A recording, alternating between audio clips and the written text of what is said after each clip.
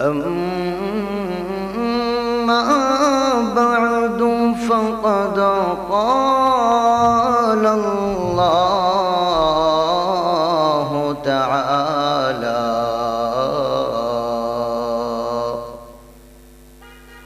في كلامه المجيد والفرقان الحميد بشأن حبيبه ومحبوبه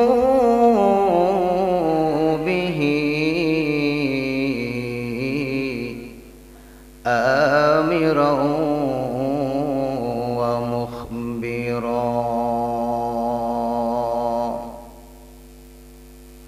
أعوذ بالله من الشيطان الرجيم. بسم الله الرحمن الرحيم. إن الله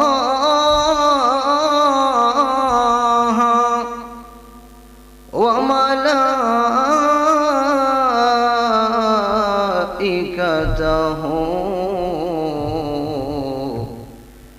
يصلون على النبي. يا أيها الذين آمنوا صلوا عليه وسلموا تسليما. اللهم صل جري جري সবাই مولانا محمد وعلى سيدنا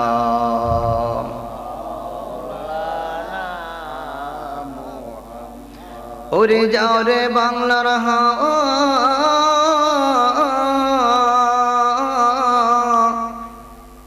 ওরে যাও রে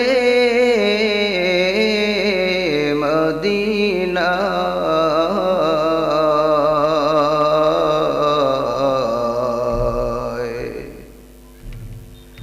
এই প্রেমিক দে সালাম দিও নূর নবীজির পাক রওজায়। আল্লাহুম্মা সাল্লি আলা সাইয়্যিদিনা মাওলানা মুহাম্মদ ওয়া আলা আলি سيدنا.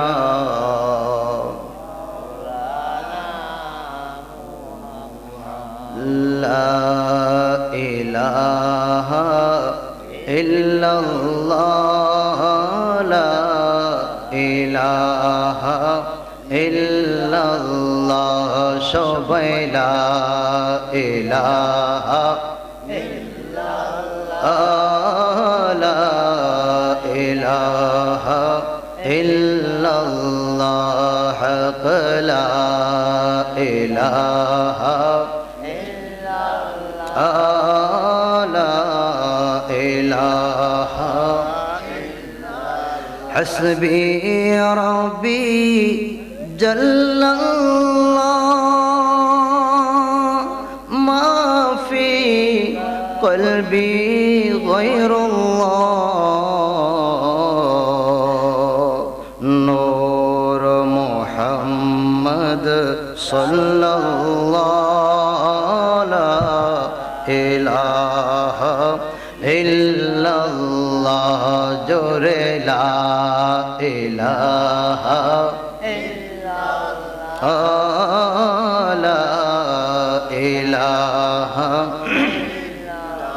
হক লা ইলাহা ইল্লাল্লাহ লা ইলাহা।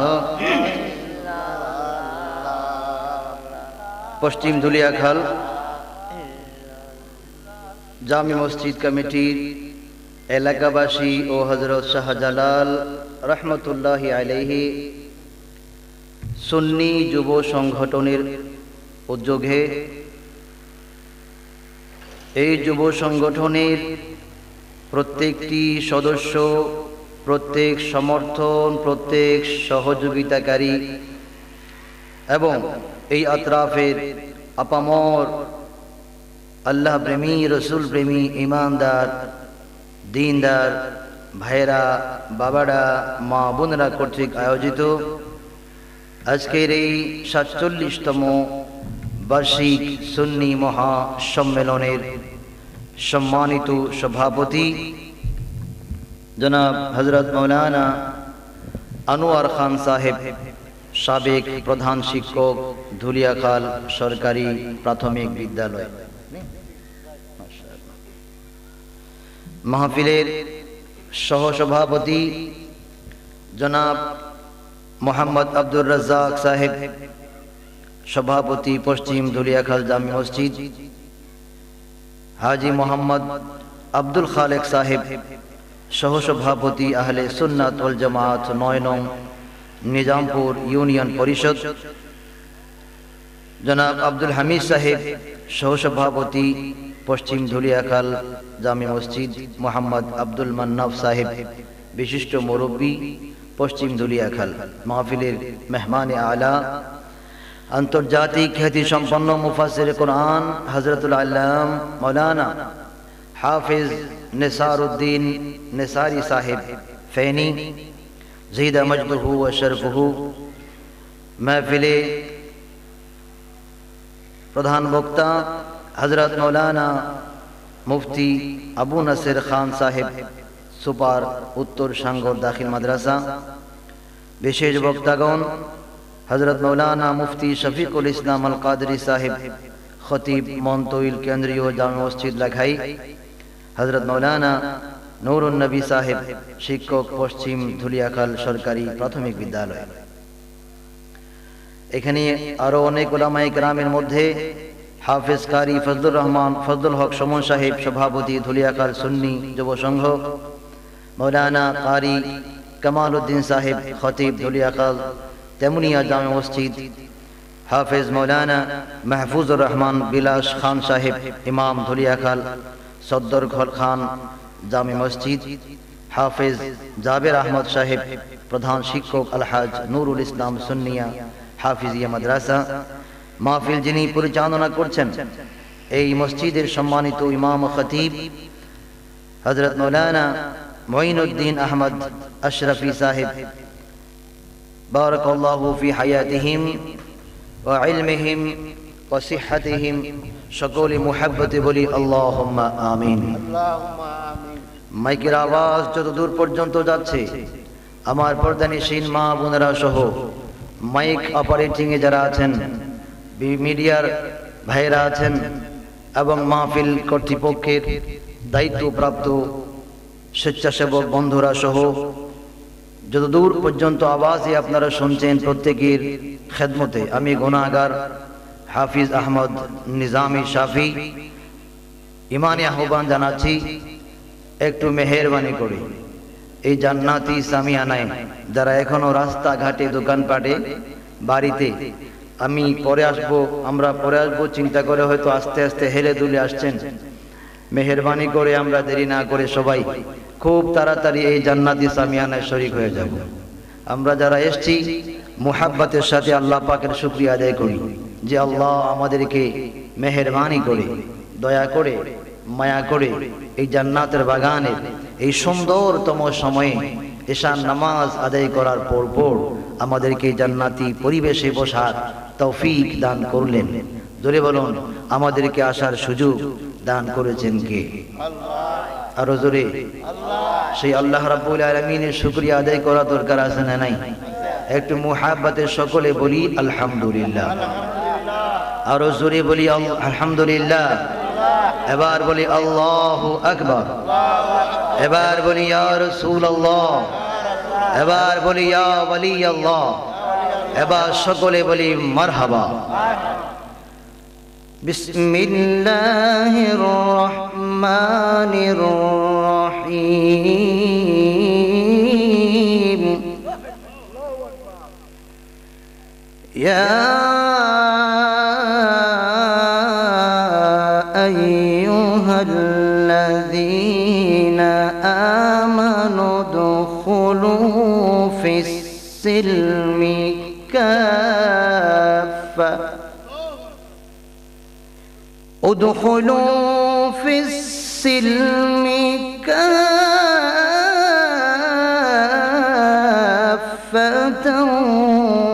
ولا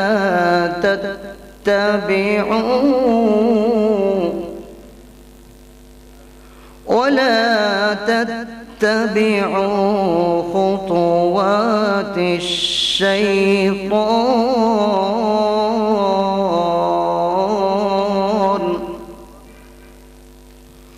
إنه لكم عدو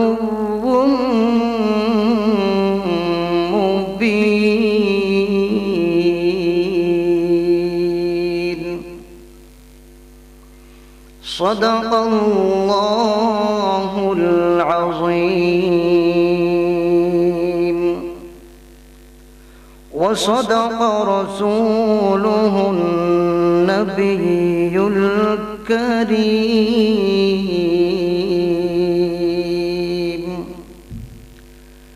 আল্লাহ রাব্বুল আলামিন ডাক দিয়ে বলেন, এই ঈমানদারেরা, ইসলামের মধ্যে পরিপূর্ণভাবে প্রবেশ করো, অর্থাৎ পরিপূর্ণ মুসলমান হয়ে যাও। আমি আল্লাহর ওয়াহদানিয়ত, আমার নবীর রিসালতে যারা বিশ্বাস করো রে, ঈমান আকীদা নষ্ট করার জন্য শয়তান চতুর্মুখী ষড়যন্ত্রে তোমাদেরকে আটকে ফেলবে। বান্দারে, আমার হাবিবের রিসালতে যারা বিশ্বাস করলাম, আমি তোমাদেরকে বলি, শয়তানের স্পষ্ট অস্পষ্ট, প্রকাশ্যে গোপনে, বড় ছোট কোন ষড়যন্ত্রে লিপ্ত হয়ে এর বেড়া জালে আটকা পড়ে নিজের ঈমান বিক্রি করো না, ঈমানকে বেচে দিও না, ঈমান আমল নষ্ট করো না, শয়তানের পদাঙ্ক অনুসরণ করো না। যেইভাবে বলুক না কেন, শয়তানের পদাঙ্ক অনুসরণ করলে ঈমান আমল বরবাদ হয়ে যাবে, মূল অস্তিত্ব বরবাদ হয়ে যাবে। এ আমার বান্দারা, এই শয়তান তোমাদের অনেক আগে থেকে একেবারে শুরু থেকে শেষ পর্যন্ত সুস্পষ্ট প্রকাশ্য দুশমন। জোরে বলেন আল্লাহু আকবার। শয়তান আমাদের দুষ্ট না দুশমন? জি, ঠিক আছে তো? এবার বলেন, দুশমনি কি করছে? শয়তানের শুরু থেকেই আমাদেরকে, আমরা তো প্রথম জান্নাতে ছিলাম। আমরা কোথায় ছিলাম? আমার বাপ জান্নাতে ছিলেন আর কি। আমাদের আব্বা কোথায় ছিলেন? জান্নাতে ছিলেন। চলে আসছি না আমরা? হ্যাঁ, এই শয়তান যখন এই আদম আলাইহিস সালামকে, আল্লাহ রাব্বুল আলামিনের মহান এক নবীকে আল্লাহ তাআলা বললেন উসজুদু লি আদম। গভীর মনোযোগ। এই তো বহুত বছর ইবাদত করছি, আমার ইবাদত, আমার উপাসনা, আমার সাজদা, আমার তাসবিহ পড়া, এমনকি আমার মালায়েকাদেরকে তুমি নিয়ে নিয়ে শিক্ষা দিয়েছো। আল্লাহু আকবার বলেন। তোমাকে দিয়ে আমার ফেরেশতাগুলোকে অনেক ট্রেনিং দিয়েছি। শোনো, এবার তুমি আমার বড় মুহাব্বতের, বড় ভালোবাসার সৃষ্টি মানুষটারে যখন বানাইলাম, এই আদমকে আমার প্রিয় একজন নবী করে তাকে বানিয়েছি, তুমি তাকে সিজদা করো। এরে ফেরেশতা, তোমরা সবাই সিজদা করো। সিজদা সবাই করে ফেললো। শয়তান কয়, না, আমি সিজদা করতে পারবো না, কারণ আমি আদম থেকে অনেক বড়। নাউযুবিল্লাহ। আরো জোরে বলেন। নাউযুবিল্লাহ। কষ্ট হচ্ছে আপনাদের? কিছুক্ষণ পরে মানুষজন আসবেন, এই তো আসা শুরু হয়েছে, আস্তে আস্তে আস্তে দেখবেন ভরে গেছে। তো এখন আমরা যারা আছি, আমাদের পিছনে তাকানোর কোনো সুযোগ নাই, আমরা সামনের জায়গা দখল করে বসেছি। এখন যারা আসবেন তারা পিছনে বসবেন, ঠিক কি না?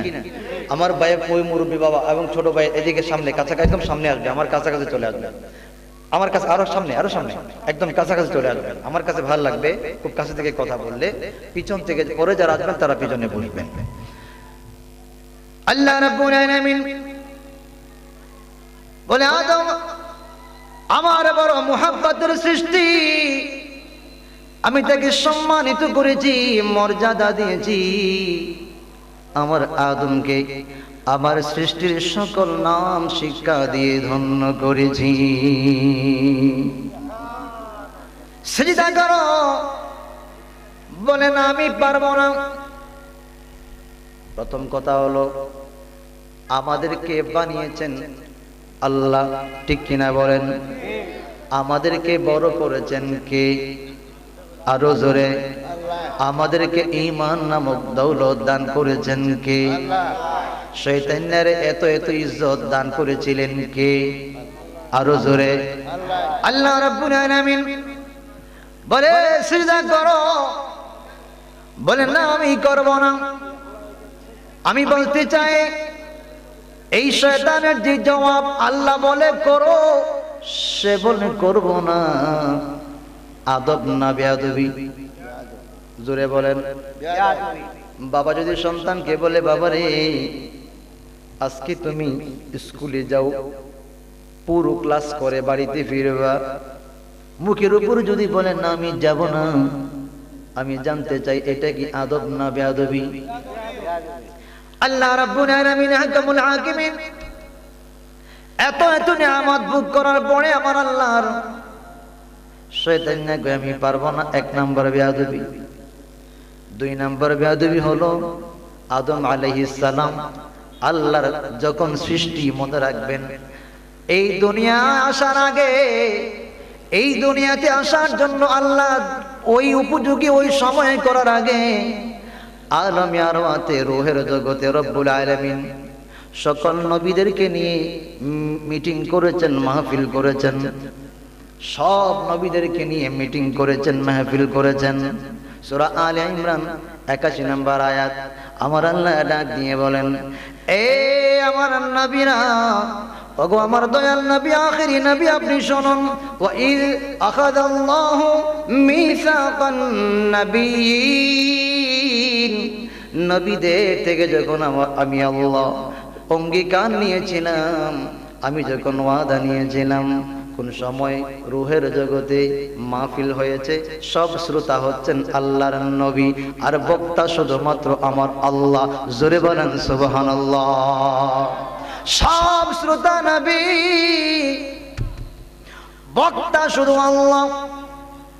আমার আল্লাহ ডাক দিয়ে বলেন, এ আমার নবীরা শোনো, লামা আতাইতুকুম মিন কিতাবিন ওয়া হিকমা, আমি তোমাদেরকে কিতাব দান করেছি, আমি তোমাদেরকে হিকমত দান করেছি, অর্থাৎ আমি তোমাদেরকে দুনিয়ায় নবী করে পাঠাবো। কোন জগতে বলছেন? রূহের জগতে। কোন জগতে? রূহের জগতে। আমার আল্লাহ সবাইকে বলছেন, আমি তোমাদেরকে নবী বানিয়েছি, তোমরা নবী হয়ে দুনিয়াতে যাবে, দুনিয়াতে আগমন করবে। আমার ভাইরা, আল্লাহ রাব্বুল আলামিন হাকামুল হাকিমিন সব নবীদেরকে বলেন, এ নবীরা, তোমরা সবাই নবী রাসূলের দায়িত্ব পালন করে এই দুনিয়া থেকে যখন চলে আসবা, সবার পরে আমার প্রেরিত রাসূল, আমার মুহাব্বতের বন্ধু, আখির জামানার নবী তোমাদের নবুয়তকে সত্যায়ন করার জন্য যাবে। আর জোরে বলুন সুবহানাল্লাহ। সব নবীগণকে আল্লাহ জানিয়ে দিয়েছে তোমাদেরকে নবী বানাবো। খেয়াল করেন আকীদার কথা। আল্লাহ আলমে আরওয়াতে সব নবীকে জানিয়ে দিয়েছেন তোমাদেরকে নবী করে দুনিয়ায় পাঠাবো। এবার যদি কথাটা বুঝে থাকেন আমাকে বলেন, নবীদের নবী হয়ে দুনিয়াতে আসা রূহের জগতে আমার আল্লাহ ঘোষণা দিলেন, তো আল্লাহর ওয়াদা কি খেলাফ হওয়ার সম্ভাবনা আছে? জোরে বলেন। সব নবীগণ রূহের জগতে জানছে আমরা নবী হয়ে দুনিয়াতে যাব। তাইলে নবীগণ রূহের জগৎ থেকেই জানে দুনিয়াতে তারা নবী হয়ে আসবেন। এই উম্মত দাবি করে যদি কেউ বলে আমার নবী 40 বছর হওয়ার আগে, নবুয়ত লাভের আগে জানতেন না যবে নবী হবেন, এই আকীদা কখনো ইসলামী আকীদা হতে পারে না। কথা বলেন ঠিক কিনা? আল্লাহ রাব্বুল আলামিন হাকামুল হাকিমিন নবী তো জানেন সব নবীগণ দুনিয়াতে আসার আগে থেকেই জানে আমার আল্লাহর নবীগণ নবী হয়ে দুনিয়াতে আগমন করবেন। জোরে বলেন আল্লাহু আকবার। আমার ভাইয়েরা, ওই নবী হযরত আদম আলাইহিস সালামকে যখন সম্মান করতে বললেন, তাজিম করতে বললেন, শয়তান কয় আমি সিজদা করব না। আদব না বেয়াদবি? জোরে বলেন। তাহলে নবীর শানে বেয়াদবি করা খাচ্চত হইল শয়তানের। নবীর শানে বেয়াদবি করা খাচ্চত কার? জোরে বলেন। নবীর শানে বেয়াদবি করা শুরু করছিল কে? জোরে বলেন। কিয়ামত পর্যন্ত শয়তান দুনিয়াতে আসে না নাই? থাকবে নাকি থাকবে না? লক্ষণ কি? শয়তানের এক নম্বর লক্ষণ, শয়তান আল্লাহর নবীর শানে বেয়াদবি করে। জোরে বলেন নাউযুবিল্লাহ। আল্লাহ দিয়েছে নবীকে সম্মান, তোমার হিংসায় হবে কি? ঠিক না? কষ্ট হচ্ছে আপনাদের? আল্লাহুম্মা সাল্লি আলা সাইয়্যিদিনা মাওলানা মুহাম্মাদ ওয়া আলা আলিহি সাইয়্যিদিনা মাওলানা মুহাম্মাদ। আর মুহাব্বতে। আচ্ছা, দরুদ শরীফ পড়তে কষ্ট হচ্ছে আপনাদের? মনে রাখবেন, যে এলাকায় গিয়ে দরুদ শরীফের আওয়াজ শুনি একবারে তরতাজা আওয়াজ, বুঝতে হবে ওই এলাকার মানুষের মনের ভিতরে নবীর প্রেম আছে। ঠিক কি না? আর যারা দরুদ শরীফ পড়ার সময় ঘুমায় পড়ে, কষ্ট হয়, বুঝতে হবে কিছু ভেজাল আছে। তো আপনাদের কি আমার নবী প্রেমের ক্ষেত্রে কোনো সমস্যা আছে? ধরে কোন আছে? আরে আমার নবীর দরুদ শরীফ সেই ইবাদত, যেই ইবাদত কবুল হওয়ার ক্ষেত্রে বিন্দু মাত্র কোনো সন্দেহ নাই। জোরে বলেন আল্লাহু আকবার। দুনিয়ার সব ইবাদত কবুল হওয়া না হওয়ার সম্ভাবনা আছে, হতেও পারে নাও হতে পারে, কিন্তু ইমানদার আমার নবীর উপর দরুদ শরীফ পড়লে ওই দরুদ নিশ্চিতভাবে কবুল হয়ে যায়। ফারুক আজম রাদিয়াল্লাহু তাআলার হাদিস, মিশকাতুল মাসাবি, আলিয়া মাদ্রাসা বলেন, বেসরকারি মাদ্রাসা বলেন, ওই মাদ্রাসাগুলোতেও কিতাব পড়ানো হয়, ওই মাদ্রাসায় কিতাবখানা পড়ানো হয়। এটার 87 পৃষ্ঠায় হযরতে ফারুক আজম রাদিয়াল্লাহু তাআলা আনহু ইরশাদ ফরমান, ইন্নাদ দুআ মাওকুফুম বাইনাস সামাই ওয়াল আরদ লা ইয়াসআদু মিনহু শাইউন হাত্তা তুসাল্লি আলা নাবিয়্যিকা। এই দুনিয়ার মানুষ, এই ধুলিয়াখালের মুসলমান, এই হবিগঞ্জ বাংলাদেশের মুসলমান, গোটা দুনিয়ার ইমানদার মুসলমান, অন্তরে কান লাগিয়ে মুহাব্বত দিয়ে শোনো, তুমি যখন সকালে, দুপুরে, রাতে, দিনে দোয়া করবা, ওই দোয়া আল্লাহ দরবারে পৌঁছে না, আসমান ও জমিনের মাঝখানে গিয়ে আটকে থাকে। আসমান ও জমিনের মাঝখানে গিয়ে ঝুলে, আল্লাহর কাছে যায় না। আমার আল্লাহ রাব্বুল আলামিনের বান্দারা যখন দোয়া করে, এই দোয়া কবুল হয় না, কবুল হয়, দোয়া পৌঁছে না। ফারুক আজম ডাক দিয়ে বলেন, আমার নবীর উম্মত রে, যেই মাত্র তুমি তোমার নবীর উপর দরুদ শরীফ পড়বা, ওই দরুদে ধাক্কা দিয়ে আমার আল্লাহর কাছে তোমার দোয়াটা পৌঁছায়া দেবে। তাহলে এবার বলেন, দোয়ার সময় দরুদ শরীফ দরকার আছে না নাই? কেন? কারণ এই দরুদের ওসিলাতে দোয়াটা কবুল হয়ে যায়। আল্লাহু আকবার বলেন। ও বান্দা, দরুদ শরীফ কেন? আজানে কেন? ইকামতে কেন? তাসবিহের আগে কেন? তাহলিলের আগে কেন? জিকিরের আগে কেন? কোরআনে কারীমের তিলাওয়াতের আগে পড়ে কেন? দুয়ার আগে পড়ে কেন? দুলিয়া কাদের মুসলমান ডাক দিয়ে বলে, বান্দারে বান্দা, আমার জবানটা নাপাক, আমি গুনাহগার, আমার দোয়া আমার আল্লাহ কবুল করার মতো কোনো যোগ্যতা আমার নাই। আমার দোয়াটা আসমান ও জমিনের মাঝখানে গিয়ে ঝুলন্ত থাকবে, আমার ইবাদতটা কবুল হবে না, হ্যাঙ্গিং থাকবে, ঝুলন্ত থাকবে। যেই মাত্র আমি আমার নবীর উপর দরুদ শরীফ পড়লাম, আশা করতে পারি এই দরুদের খাতিরে আমার আল্লাহ আমার ইবাদত কবুল করে নেবেন। বলেন আল্লাহু আকবার। দরুদ শরীফ দরকার আছে না নাই? দরুদ পড়ো, দরুদ পড়ো রে, সালাম পাঠাও সোনার। একটু সোনার মদিনায় আওয়াজটা বাড়াইয়া কইবেন, মোহাব্বতের আওয়াজে শীত মিত সব বই লাগিয়া জবানটাকে বুলন্দ করে বলবেন সোনার মদিনায়। আরে হতে পারে আমার আল্লাহ আপনাকে মদিনা নসিব করে দিতে পারেন। কথা বলেন ঠিক না? এই বিশ্বাস কি আছে? মদিনা যাইতে মন চায় কার কার? একটু হাতটা তুলে দেখান তো দেখি। নারায়ে তাকবীর, আল্লাহু নারায়ে রিসালাত, আহলে সুন্নাত ওয়াল জামাত জিন্দাবাদ, জিন্দাবাদ, জিন্দাবাদ। আহলে সুন্নাত ওয়াল জামাত, মুফতি হাফিজ আহমদ জামি সাহেব সাহেব জিন্দাবাদ, জিন্দাবাদ। যদি মদিনায় যাইতে চায় প্রেম লাগবে। কি লাগবে? শুধু টাকা দিয়ে হয় না। দুনিয়ার বহু কোটিপতি দেখছে, জীবনে মদিনা চোখে দেখছে না। আছে কি না? আবার অনেক মানুষ আছে টাকা নাই, বিদেশ যাওয়া তো দূরের কথা, প্লেনের টিকিট করার টাকা নাই। আমার এক মুসল্লি ঢাকা একদিন এসে, হুজুর আপনি জুমাতে মাঝে মধ্যে মদিনা শরীফের কথা বলেন, আমার বড় মন চায় আমি একবার মদিনা শরীফ যাই। আমি আল্লাহ পাকের দরবারে সবসময় কান্নাকাটি করি, ফরিয়াদ করি। হুজুর একটা সুসংবাদ হলো, আমার সাহেব মানে কেয়ারটেকার চাকরি করে আর কি, ঘরের বিল্ডিং এর মালিক, তো আমার সাহেব আমাকে তার বাবার বদলা উমরায় পাঠাইতেছে। টাকা লাগছে? জি কি লাগছে? প্রেম, প্রেম, মোহব্বত। সুরে বলেন সুবহানাল্লাহ। আরো জোরে, আরো জোরে। তো মদিনা যাইতে কি লাগে? মোহব্বত লাগে। আপনাদের মোহব্বত আছে তো?